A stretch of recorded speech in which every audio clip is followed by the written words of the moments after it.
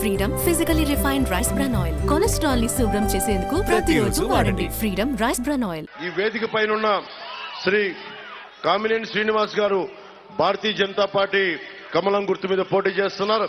వారికి మీరు భారీ మెజారిటీ తోటి గెలిపించవలసిందిగా కోరుకుంటున్నాం. అలాగే పుట్టా మహేష్ గారిని మనకి సైకిల్ గుర్తు మీద తెలుగుదేశం పార్టీ సైకిల్ గుర్తు మీద పోటీ చేస్తున్నారు అని భారీ మెజారిటీతో గెలిపించండి. ఆఖరి మాటగా ముఖ్యంగా ఇక్కడ ఉన్న ఆస్తిపాస్తులు చిన్నపాటి భూపట్టాలు ఇచ్చారు. పట్టాలు ఇచ్చి స్థలాలు చూపించలా. పోనీ పట్టాలు అక్కడ మనకి భూములు ఇల్లు కట్టుకోని చెప్పి వాటి గ్యారంటీలు ఇవ్వాల. ఈ రోజున జగన్ చేస్తుంది ల్యాండ్ టైటిలింగ్ యాక్ట్ అని పట్టుకొచ్చాడు. అది ల్యాండ్ టైటిలింగ్ యాక్ట్ కాదు, అది జగన్ ల్యాండ్ గ్రాబింగ్ యాక్ట్. అది ఇక్కడ భూమి ఉంది, ఇల్లున్నాయి, ఆ కనిపించే చిన్న గుడిసె ఉంది, ఆ మూలంలో చిన్న పెంకుటిల్లు ఉంది, 1 ఎకరం పొలం ఉంది, 1/2 ఎకరం ఆక్వా చెరువు ఉంది, 4 ఎకరాల కూర్చోబెట్టే సాగు భూమి ఉంది. ముందు ఏం చేశాడు? పాస్ పుస్తకాల మీద బొమ్మ వేశాడు. తర్వాత ఏం చేశాడు? సరిహద్దుల రాయి మీద తన ముఖం పెట్టుకుని సరిహద్దుల రాయి మీద తన ముఖం పెట్టుకున్నాడు. ఇప్పుడు ఏం చేస్తున్నాడు? రేపు పొద్దున ఆస్తి పత్రాలు ఇవ్వడంట, మన ముఖాన్ని ఒక జిరాక్స్ కాపీ కొడతాడంట. మీరు ఇక్కడ ఉన్నారమ్మా, మీరు ఇంతమంది ఉన్నారు, మీ చెల్లెలికి పెళ్లి చేయాలి, మీ అక్కలకి ఆడబిడ్డ, మీ ఆడబిడ్డల్ని బయటికి పంపించాలి, కట్నాలు ఇవ్వాలి అంటే మీరు పెళ్లి చేసుకునే వాళ్ళు, ఆడబిడ్డను పెళ్లి చేసి అత్తగారింటికి పంపించేవాళ్ళు మీకు ఒరిజినల్ స్టాంప్ పేపర్ ఇస్తే తీసుకుంటారా, లేదంటే జిరాక్స్ పేపర్ ఇస్తే పెళ్లిళ్ళు జరుగుతాయా? ఏది ఒప్పుకుంటారు? మీకైనా కష్టం వచ్చింది, వెళ్ళి ఒక ఫైనాన్స్ వడ్డీ వ్యాపారి దగ్గరికి వెళ్ళి నా ఆస్తి పత్రాలు ఇవి అని జిరాక్స్ ఇస్తే తీసుకుంటాడా? బ్యాంకుల్లోకి వెళ్ళి నా జిరాక్స్ పెడతాను నాకు ఇవ్వండి తీసుకుంటాడా? ఒక ఆధార్ కార్డు రావడానికే దేశంలో దశాబ్దం పాటు వాదోపవాదాలు జరిగినాయి. దశాబ్దం పాటు. అలాంటిది land titling act, land grabbing act. ఇది మీ భూముల్ని దోచేసే చట్టం. ఇది నీ సొంతదారుల హక్కుని తీసేసే చట్టం. ఇది దాని గురించి ఒక్క మాట మాట్లాడాలా? మన ఏం అసెంబ్లీ దేనికి ఉంది? కూర్చొని చెమ్మాచెక్క ఆడుకోవడానికి మన అసెంబ్లీకి వెళ్ళేది? అడ్డం వస్తే బూతులు తిట్టడానికి అసెంబ్లీ ఉన్నది? దేనికి ఉంది అసెంబ్లీ? దేనికి ఉండాలి అసెంబ్లీ? ప్రత్యర్థి పార్టీలు దేనికి ఉంటాయి? ప్రత్యర్థి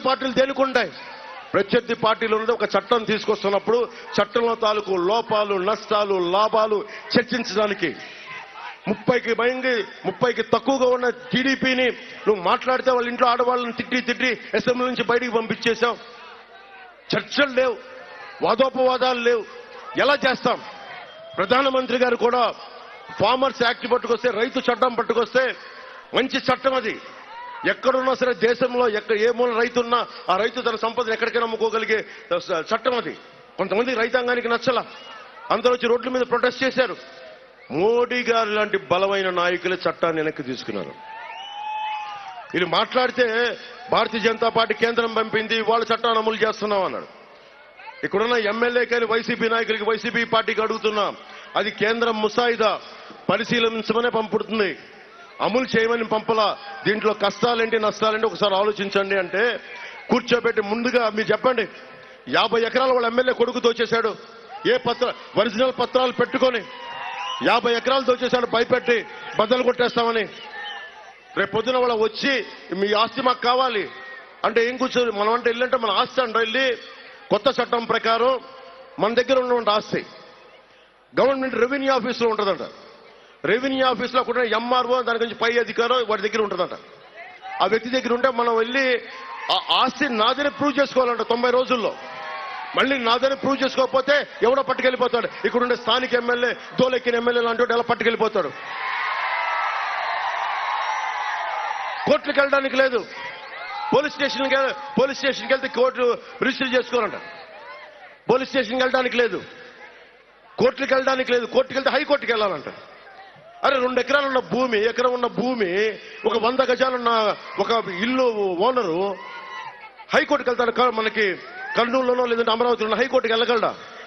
ఇదంతా ఇక్కడ కూర్చొని రెవెన్యూ ఆఫీసులు సెటిల్ చేస్తారంట. రెవెన్యూ ఆఫీసులో ప్రభుత్వం కదా ఉండేది. ప్రభుత్వం తాలూకు వ్యక్తులు కూర్చుంటే ఎంతసేపు మన ఆస్తులను కబ్జా పెట్టడానికి. సో అందుకని జాగ్రత్త. మీరు కనుక వైసీపీకి ఓటేస్తే గాల్లో పెట్టిన దీపమే మీ ఆస్తులు. గాల్లో పెట్టిన దీపం. వైసీపీ మద్దతుదారులు కూడా చెప్తా ఉన్నా, మీరు గనక దోల నాగేశ్వర గారికి ఓటేస్తే మీకు గాల్లో పెట్టిన దీపమే అవుతాయి మీ ఆస్తులు. తర్వాత నేను ముందే చెప్పా, వీళ్ళు వస్తే దోచేస్తారు, భయపెడతారు, లా అండ్ ఆర్డర్ ఉంటుంది. ఇదే కైకలూరులో 2019లో చెప్పాను, అడ్డగోలుగా దోచేస్తారు. నా మాట ఎవరు వినలా. ఈరోజు మళ్ళీ చెప్తున్నా, ఇది కాదు అది కాదు అని చెప్పి కథలు కాకుండా మన భవిష్యత్తుకి పవన్ కళ్యాణ్ అనే వ్యక్తి వచ్చి కూటమి అందరినీ కలిపాడు, పార్టీలను కలిపాడు. తగ్గి మరి బైబిల్లో సూక్తి చెప్తారు కదా, తనను తను తగ్గించుకున్నవాడు హెచ్చింపబడునని. బైబిల్ సూక్తి అదే కదా. ఎందుకు తగ్గించుకుంటాం? నాకేమైనా ఆస్తి కావాలా, పేరు కావాలా? ఎందుకంటే మీకు బాగుండాలని, మీ భవిష్యత్తు బాగుండాలని. అందుకని ప్రత్యేకించి మీ అందరికీ ధన్యవాదాలు తెలుపుకుంటూ జాగ్రత్తగా ఓటు వేయండి. భవన నిర్మాణ కార్మికులు కూడా చెప్తా ఉన్నాను, నేను అది ఆల్రెడీ ఉంది. అది ఆ కార్పొరేషన్ ఖచ్చితంగా దాన్ని దృష్టిలో పెట్టుకున్నాం. ఒకసారి మేనిఫెస్టో కూడా చదవండి మీరందరూ, అన్నీ ఉన్నాయి. మేనిఫెస్టోలో ఏమీ లేకుండానే భవన నిర్మాణ కార్మికులు నాకు ఓటేయకుండానే నేను మీకోసం వచ్చిన వాడిని. ఈరోజు మీరు ఓటేస్తే రక్తం ధారపోయినా మీకోసం. సుమన్ టీవీలో మీ పర్సనల్ అండ్ బిజినెస్ ప్రమోషన్స్ కోసం కింది నెంబర్కి కాంటాక్ట్ చేయండి.